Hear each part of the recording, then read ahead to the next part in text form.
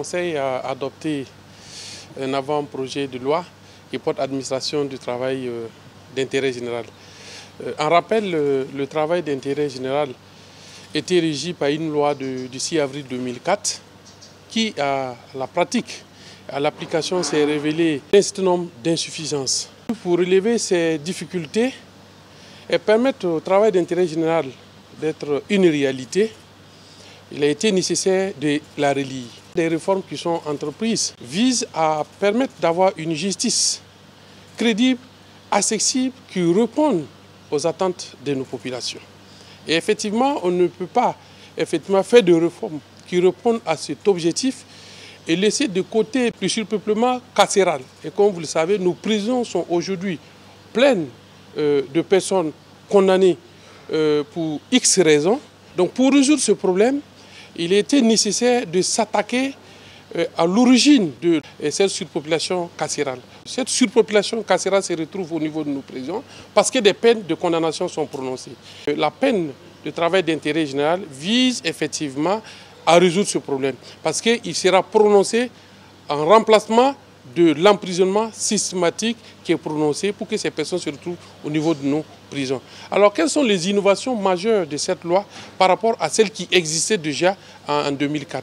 Il faut reconnaître qu'à travers ce projet de loi qui va être certainement transmis à l'Assemblée législative de transition, la première innovation, c'est que le travail d'intérêt général devient une peine autonome. Son prononcé n'est plus soumis au consentement du prévenu. Parce qu'avec la loi de 2004, il fallait que le prévenu, bien entendu, donne son consentement pour que la peine d'intérêt général soit prononcée. Avec ce projet de loi, il n'y a plus de consentement. C'est une peine autonome qui pourrait être prononcée comme toutes les autres peines d'emprisonnement.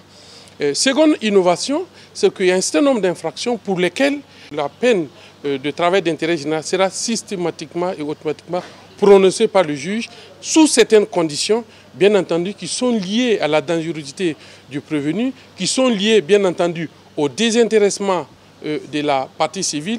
Nous parlons par exemple des infractions aux biens. Il faut que la partie civile puisse attester effectivement qu'elle a été désintéressée avant que la peine ne soit prononcée.